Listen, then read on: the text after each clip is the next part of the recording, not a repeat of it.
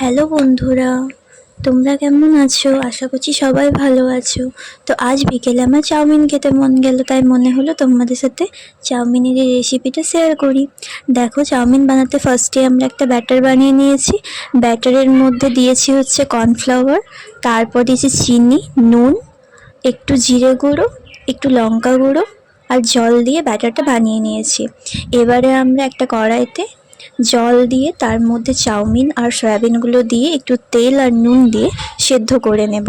সেদ্ধ হয়ে গেলে ওই সয়াবিনগুলো আমরা জল থেকে ছেঁকে নিয়ে পরে ব্যাটারের মধ্যে দিয়ে কিছুক্ষণ রেখে দেব।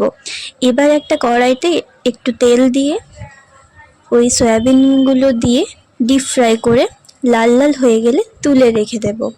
এবারে ওই তেলের মধ্যে আমরা ফার্স্টে দিয়ে দেব চিনি।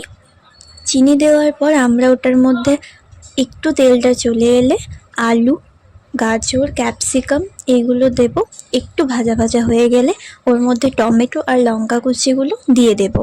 এবারে দিয়ে দেব স্বাদ মতো নুন, চিনি, লঙ্কার গুঁড়ো, জিরে। এবার ওগুলো দিয়ে একটু ভাজা হলে আমরা দিয়ে দেব সয়াবিনগুলো দিয়ে একটু নেড়ে চেড়ে তারপরে আমরা তার মধ্যে দিয়ে দেব সয়া সস, টমেটো কেচাপ। তারপরে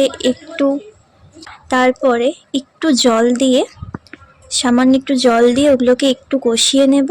তারপর দিয়ে দেব চাউমিনটা দিয়ে একটু নাড়াচাড়া করে লাস্টে ওপর থেকে একটু সস আর একটু ম্যাগি মশলা দিয়ে রেডি আমাদের চাউমিন। তোমাদের যদি এই রেসিপিটা ভালো লেগে থাকে অবশ্যই চ্যানেলটা সাবস্ক্রাইব করে দেবো। বাই বাই, দেখা হচ্ছে নেক্সট ভিডিওতে।